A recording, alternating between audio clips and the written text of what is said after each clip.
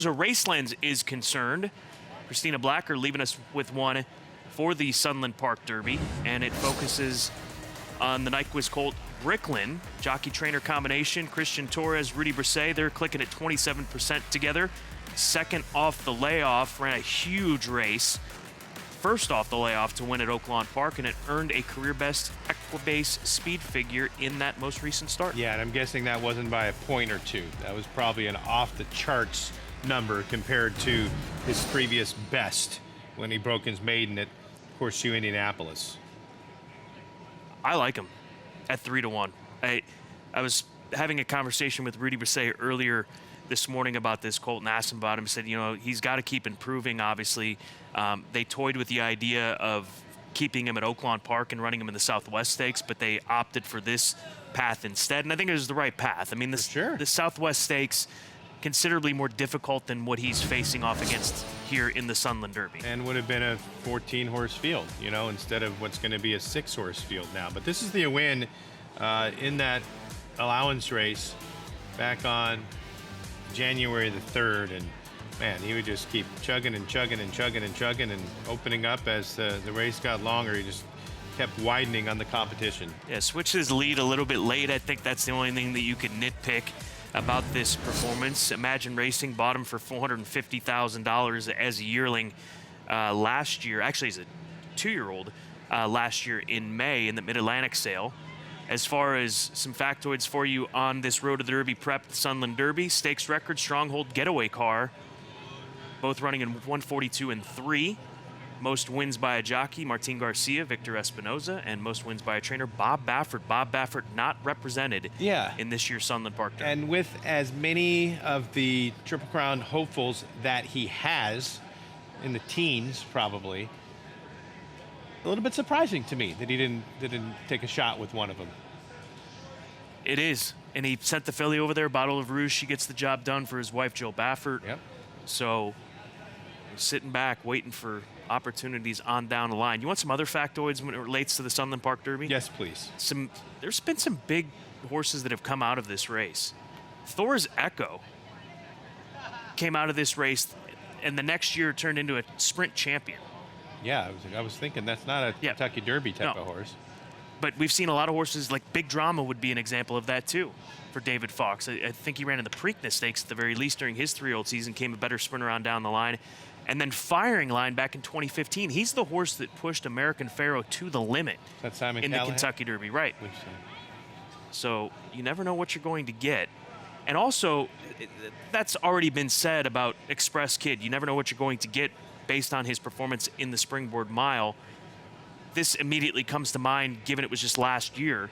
But could this be the next Cole Battle type story that we track in 2026 with Express Kid?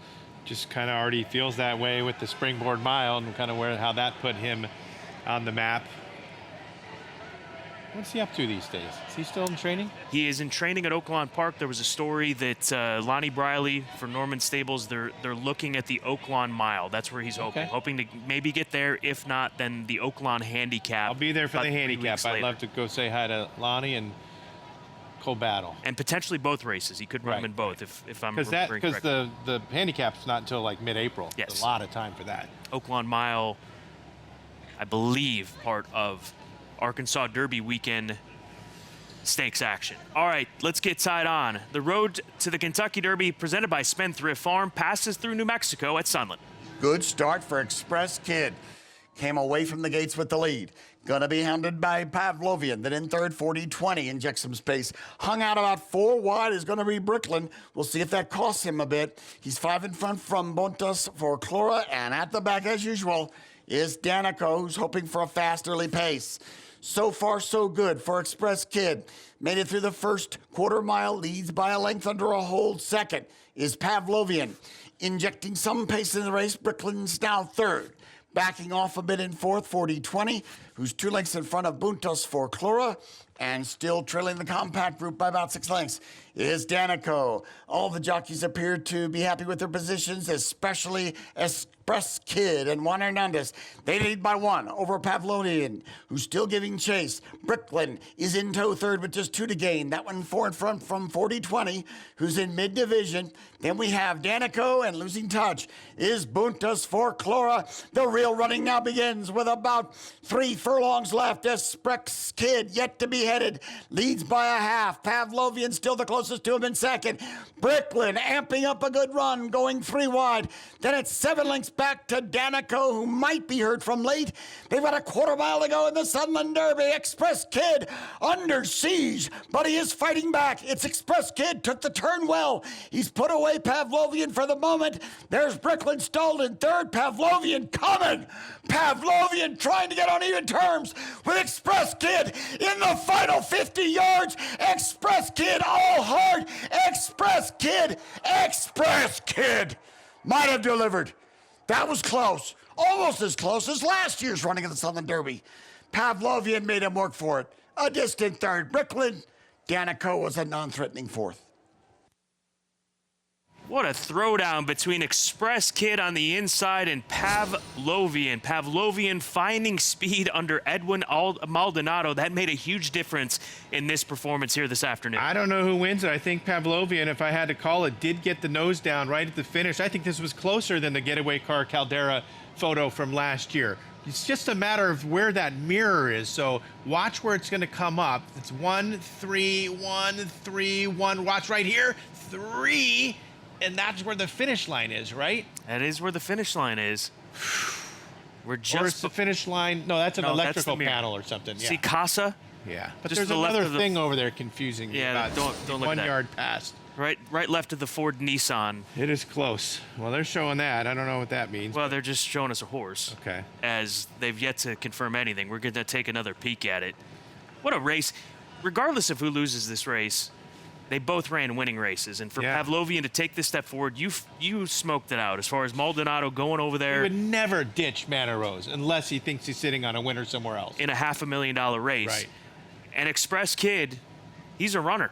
I mean, that's certainly been established now in 2 consecutive races with the performance at Remington Park and OKC, and then this run over in New Mexico. Here's a better look at it. We might be able to get a little better look. If you can see where the finish is. Right. That might actually be a worse look, but regardless. Turning for home, Edwin was all out, and Juan Hernandez hadn't even moved on Express Kid. But sometimes that doesn't really mean everything. In the end, it's potentially a dead heat. Okay, this is the view we need. And still looks like the 3 to me. I think so. That look, that initial look, but they're obviously taking a very close look at the photo out there at Sunland to determine who not only is going to pick up the lion's share of a $500,000, but also who's going to pick up important Kentucky Derby points. And it is Pavlovian, the son of Pavel for Redham Racing, a Redham Racing homebred. Calbreds go 1-2 over in New Mexico. I don't know if we'll ever see that again in the Sunland Park Derby, or any Derby prep for that matter. 1-2 Calbreds, that is awesome. It pays to be a Calbred. Sure does. They had to go outside of California to go for a $500,000 purse today, but it's going to maybe be a stepping stone for either of these horses to land in this year's 152nd Kentucky Derby. So Pavlovian gets 20 points. Express Kid, he'll pick up 10 more points. And you got 5-1 carrying the Redham Racing white and purple silks. It's February 15th. The UAE Derby is March 28th. I know Doug O'Neill likes to send horses to Dubai, and I can't think of one that he really has that could win the Godolphin Mile again, like he's won, I think, 2 out of the last 3 years. This would be a perfect horse to be able to make that trip for the Derby.